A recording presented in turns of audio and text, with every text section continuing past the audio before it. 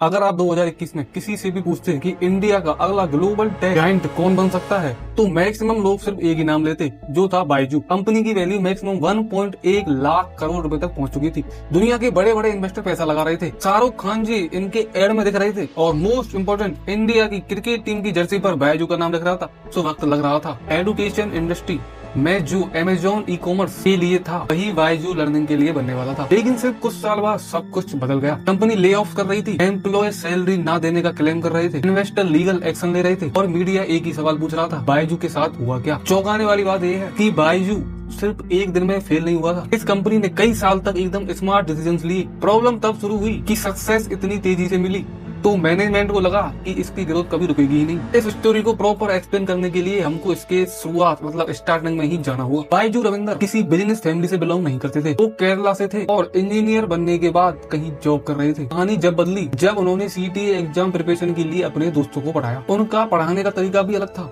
उनका फॉर्मूला अलग था। वो फॉर्मूला रटवाने के बजाय उसको एक अलग वे में समझाते थे। धीरे धीरे उनकी क्लास इतनी पॉपुलर हो गई कि छोटे क्लासरूम की जगह बड़े ऑडिटोरियम और फिर स्टेडियम तक यूज होने लगे। हजारों स्टूडेंट उनकी सिर्फ क्लास अटेंड करने के लिए दूर दूर से आते थे। यहीं से उनको अपने बिजनेस का एक आइडिया मिला। उन्होंने सोचा कि एक टीचर अगर एक स्टेडियम में 10,000 बच्चों को पढ़ा सकता है तो इसका मतलब इंटरनेट के थ्रू लाखों बच्चों तक पहुंचाया जा सकता है। तो इसी प्लान को आगे बढ़ाते हुए 2015 में बायजू ने अपना ऐप लॉन्च कर दिया। टाइमिंग परफेक्ट थी। इंडिया में स्मार्टफोन यूजर्स तेजी से बढ़ रहे थे, इंटरनेट सस्ता हो रहा था और बच्चों के पेरेंट्स एजुकेशन पर पहले से ज्यादा प्रेफर थे खर्च करने के लिए। ऐप को जो रेस्पॉन्स मिला, इसी वजह से इन्वेस्टर्स का कॉन्फिडेंस बढ़ता चला गया। हर फंडिंग राउंड के साथ कंपनी की वैल्यू बढ़ती चली गई, लेकिन कीमत के साथ उनकी आशाएं भी बढ़ रही थी। और यहीं से बायजू की असली जर्नी चालू होती है, क्योंकि अगले ही कुछ सालों में कंपनी ने कुछ इस तरीके से अपनी ग्रोथ देखी, इतनी शायद किसी ईडी टेक कंपनी स्टार्टअप ने कभी भी नहीं देखी होगी। लेकिन इसी ग्रोथ के अंदर एक ऐसी प्रॉब्लम छुपी थी जिसने बाद में पूरी कंपनी को हिला के रख दिया। 2020 बायजू के लिए एक टर्निंग पॉइंट आया। कोविड की वजह से स्कूल और कोचिंग्स बंद हो गई। करोड़ों स्टूडेंट अपने घर पर थे और ऑनलाइन एजुकेशन एक नेसेसरी बन चुकी थी।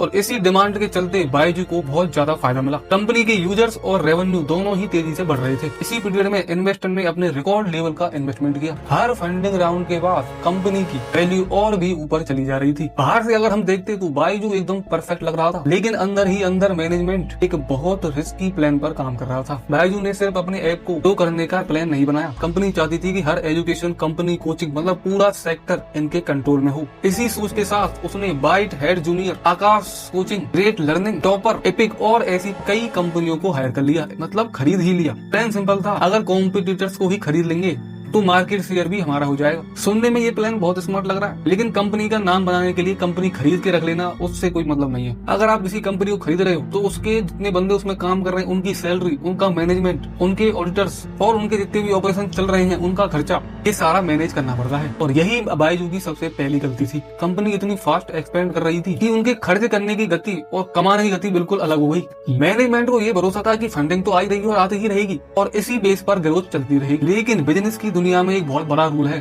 कि अगर आपका बिजनेस सिर्फ इन्वेस्टमेंट जो इन्वेस्टर आपको दे रहे हैं उन पे ही चल रहा है तो एक दिन मार्केट आपकी रियलिटी को जरूर चेक करेगा। फिर आया 2022, दुनिया भर में इंटरेस्ट रेट बढ़ने लगे। इन्वेस्टर्स ने रिस्की स्टार्टअप में पैसा लगाना बंद कर दिया। जिस स्पीड से पहले फंडिंग मिल रही थी वो अचानक से स्लो ही हो गई और यहीं से बायजू पर प्रेशर बनना चालू हो गया। कंपनी के पास सिर्फ खुद की कंपनी ही नहीं, जितनी कंपनी इन्होंने खरीदी थी उन सारे खर्चों को मैनेज करना, और जितनी कंपनियां उन्होंने खरीदी, जो जितने भी बच्चे उनके पास थे, इनके पास थे, तो पहले फीस आ रही थी, इन्वेस्टमेंट आ रही थी, तो वो कंपनी पहले चल रही थी। फिर 2022 में कोविड चला गया। स्कूल्स, कॉलेज, कोचिंग दोबारा खुल गई। कोविड के दौरान जो इनको इमेज और जो अपॉर्चुनिटी मिली थी वो अब धीरे धीरे खत्म होने लगी। सबसे बड़ी प्रॉब्लम क्रिएट की मैनेजमेंट ने। उन्होंने इन्वेस्टर्स और फीस को मिलाकर, जब भी भाई उस टाइम था कोविड, तो 2020 से 2022 तक तो उन्होंने खूब मजे किए, क्योंकि पैसे आ रहे थे, बच्चे भी आ रहे थे। तो इसी वजह से मैनेजमेंट ने इस टेम्परेरी बूम को पूरा अपनी ग्रोथ मान चुके थे। अगर आप एक बिजनेसमैन हो तो तुम्हारे लिए थोड़ा सा लेसन है यहाँ पे। मार्केट का टेम्परेरी बूम कभी भी आपके मेन बिजनेस के लिए कभी भी सक्सेसफुल नहीं हो सकता। अगर आपका बिजनेस थोड़े से समय के लिए बूम किया, मतलब इस तरीके से तुम्हारा बहुत सारा रेवेन्यू बना, तो उस टाइम उस चीज की जरूरत थी। उसको वापस उसी लेवल पे रन करने के लिए आपको प्रॉपर बिजनेस माइंडसेट चाहिए।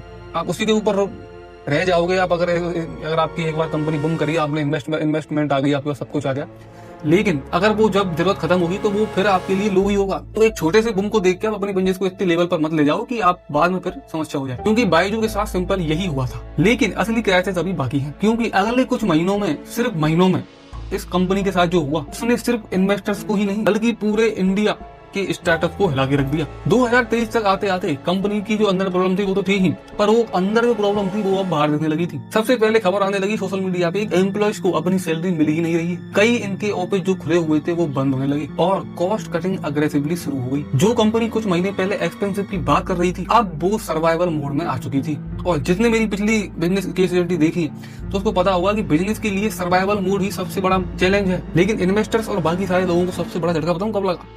जब ऑडिटर्स ने ही रिजाइन कर दिया। और किसी भी बिजनेस के ऑडिटर्स ने रिजाइन करते हैं मतलब प्रॉब्लम छोटी मोटी नहीं है। ये सीधा सीधा इन्वेस्टर्स के लिए एक वार्निंग पॉइंट होता है कि कंपनी का फाइनेंशियल स्टेट कितना है और कैसे है और क्यों है। और ऑडिटर्स अगर रिजाइन कर जाएं तो इसका मतलब कुछ नहीं है। उसके बाद लेंडर्स और इन्वेस्टर्स के साथ डिस्प्यूट पब्लिक होने लगे। कंपनी को लीगल चैलेंजेस का सामना करना पड़ा और मीडिया कवरेज पॉजिटिव ग्रोथ से नेगेटिव कंट्रोवर्सी में भर गई। यहाँ एक छोटी सी बात समझना जरूरी है। यहाँ बहुत लोग यही सोचते हैं कि बायजू सिर्फ इसीलिए गिरा क्योंकि उसने इतनी सारी कंपनियां खरीद ली, इतने सारे मैनेजमेंट को मैनेज करने लगा। लेकिन यहाँ तुम गलत हो। मतलब यहाँ रियलिटी थोड़ी अलग है। असली प्रॉब्लम थी कैश फ्लो मैनेजमेंट की। कंपनी में वैल्यूएशन और कैश फ्लो दोनों अलग अलग चीज होती है। वैल्यूएशन बताती है कि कंपनी की, आपकी जो कंपनी है उसकी आगे जाके वैल्यू क्या निकलेगी। कैश फ्लो ये बताता है कि जो आपके पास इतना बड़ा मैनेजमेंट है, आप उसको प्रॉपर मैनेज कर रहे हो नहीं कर रहे हो, उसके बिल भर रहे हो नहीं भर रहे हो, उसके पूरे मैनेज कर रहे हो नहीं कर रहे हो, एम्प्लॉयज की सैलरी आप टाइम पे दे रहे हो नहीं दे रहे हो। इन सबको मैनेज करने के लिए आपके पास पूरा पर्याप्त पैसा होना चाहिए। उसके बाद आप सोच सकते हो आपको प्रॉफिट होगा। वायु की वैल्यूएशन बहुत बड़ी थी, लेकिन जब फंडिंग रुकी तो इनके खर्चे हाई हो गए और जो कैश फ्लो उनके पास था वो धीरे धीरे खत्म हो गया। और इसी प्रेशर ने धीरे धीरे बायजू के बिजनेस को खत्म कर दिया। अब इस बिजनेस से हम 3 लेसन सीखते हैं। लेसन नंबर 1 आता है, फंडिंग जो है वो बिजनेस मॉडल नहीं होती है। कि अगर आपकी कंपनी सिर्फ इन्वेस्टर्स पे डिपेंड है प्रॉपर तरीके से, कि वो अगर इन्वेस्टमेंट दे रहे हैं तो आपकी कंपनी चल रही है, उस टाइम आपका बिजनेस अगर मार्केट के लिए कुछ भी दे रहा है, अगर उसकी मांग थोड़ी सी भी कम हुई तो आपकी प्रॉब्लम चालू हो जाएगी। इसलिए हर बिजनेस के लिए लॉन्ग टर्म सोच के चलना बहुत ज्यादा जरूरी है, जो बायजू ने नहीं किया। लेसन 2 आता है, फास्ट ग्रोथ का मतलब ये नहीं होता है कि आपका बिजनेस मॉडल बहुत सही है, इसीलिए बिजनेस को हमेशा कंट्रोल करके ही चलाना बहुत अच्छी बात होती है। लेसन 3 आता है, ट्रस्ट बहुत बड़ी बात है। आप कोई भी सामान अपने बिजनेस थ्रू बेच रहे हो तो उसको दोबारा बनाया जा सकता है। आपने जितनी मार्केटिंग की है वो भी हो जाएगी दोबारा। फंडिंग आपको इस बार मिली, अगली बार कुछ भी नया लेके आओगे तब भी फंडिंग मिल जाएगी, क्योंकि इन्वेस्टर तो बैठे ही इसी देते हैं। लेकिन जब जो आपके साथ उस बिजनेस में काम कर रहे थे, आपके जितने भी कस्टमर थे वो आपको भरोसा कर रहे थे, तो इन दोनों तीनों का भरोसा जब आप तोड़ देते हो तो आपको कोई नहीं, मतलब आपको गिरने से फिर कोई नहीं रोक सकता। फिर आपका बिजनेस दोबारा खड़ा होना नामुमकिन सा होगा। बायजू की स्टोरी कैसे लगी आप कमेंट में बता सकते हो। आपको क्या पता है बायजू के बारे में जो मैं यहाँ नहीं बता पाया, आप कमेंट में बता सकते हो। बाकी मिलता हूँ किसी एक टॉपिक के साथ, तब तक के लिए जय हिंद जय भारत। मैं शर्मा, बिजनेस और टेक के लिए रेडी।